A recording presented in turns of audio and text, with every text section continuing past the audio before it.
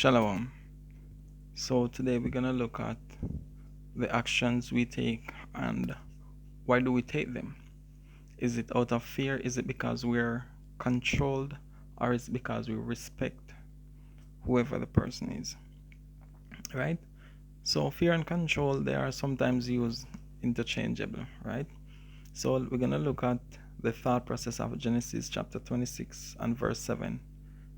It says, And the men of the place asked him of his wife, and he said, She is my sister, for he feared to say. So as we're dealing with fear as in the sense that of what can happen to you, this is the context. She is my sister, lest, said he, the men of the place should kill me for Rebekah, because she was fair to look upon. So he was afraid of what could happen to him, meaning the men of that region could have killed him because he had a beautiful wife, and those women they loved the beautiful woman, right? So that's a sense of fear. That's an idea or a way to look at the fear doing something because of what can happen. Or is the same way a lot of us we go to work because of fear, not because we desire the job or we believe it's functional, but because of fear that okay, we will be left in the dark, we will have no water, we will be hungry. It is that fear of what can happen why we do things rather than just going to do what is really functional for the home, right? Now when you look at controlled, right, are your behaviors influenced by someone's power and authority over you? Let's go to First Ezra's chapter 4. We're going to read verse 1, just picking out the key verses to save time. Then the second that had spoken of the strength of the king began to say, verse 7, And yet he is but one man. If he command to kill, they kill. If he command to spare, they spare. So basically, if the king tell the soldiers to spare this man or to kill this man, they have to do so. They're doing it. That is being controlled, right? It's the same as a woman who her man does not want her to go to work. She has to stay home, and he rather just send money to take care of whatever, even if he's not physically there. And she has to do everything on her own physically, right? Because to take care of a woman, it needs more than just financial, the financial aspect, but someone to be active in her life to, the support, the team, and so forth. So if a woman is in that position, that is being controlled, right? Everything that she does is under the authority or the power of the other person, what he has over her, right? So that is being controlled. Now, even when the time that you go to sleep, the time that you wake up, right? Even how you spend your days off, that is being controlled because you're no longer waking up on your time, you're no longer sleeping on your time. Even sometimes it can be your day off, but because you have to go to work tomorrow, you will not do certain things on your day off because you want to save that energy to go to work. That is being controlled, right? Now, respect, on the other hand, is when you acknowledge, you honor, or you reverence the person's worth, right? So we're gonna just jump to Tobit, book of Tobit, chapter 4 and verse 12, just to get a quick concept.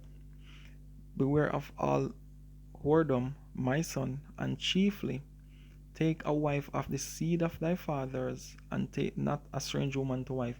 So you see, when you honor and reverence the ways of your forefathers, the ways of your God so much that you will still do it. It doesn't matter if you will be condemned or judged or whatever behind the person's back. You are still going to do that, and that is to say how much you reverence or honor this person, right? The worth of this person, the validity, and stuff like that.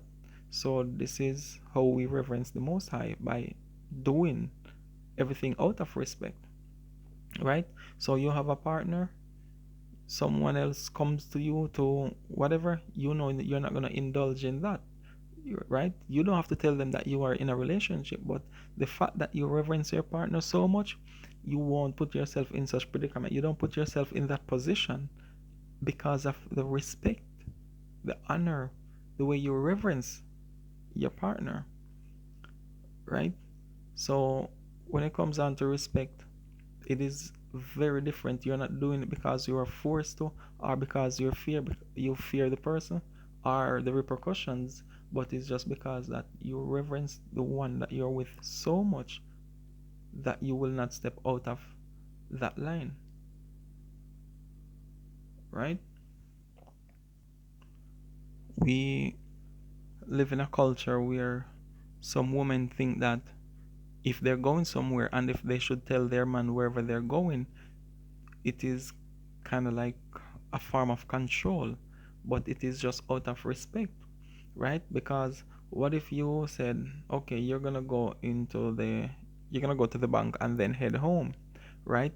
Now, when you're at the bank, a friend or a family of yours showed up and said, hey, I'm gonna run over to the such and such place, right? No, there's an incident at such and such place, and your husband hears of it, or the wife hears of it, right? And they heard your name mentioned there, they're gonna say, no, that's not her because she was at the bank and she went home. So you see, it is good to do some things out of respect. So telling your partner where you will be, or even if there are changes, you inform them of the changes because these are cases where they're important. It's important that they know. It's no different that you would want that respect from your child, right? So if you're at work and he's gonna go to the playfield or somewhere, right? It's important that the child let you know as a parent that, hey, I'm gonna go to play some football, I'm gonna play some basketball, I'm gonna go hang out with the cousin next door, or you know, stuff like that. So when there's an if there's an incident, it doesn't come as that shock, or you will know how to handle it, right? So it's important to let your partner know, let the people who you're around know, because you reverence them, you acknowledge them. So you tell them out of respect. It's not out of fear, it's not out of control, but out of respect. So it's important to understand the difference, and we can operate from that point of understanding, and then we can deal with each other on a different level. We deal with each other out of respect, not out of fear or the thought of being controlled. Shalom.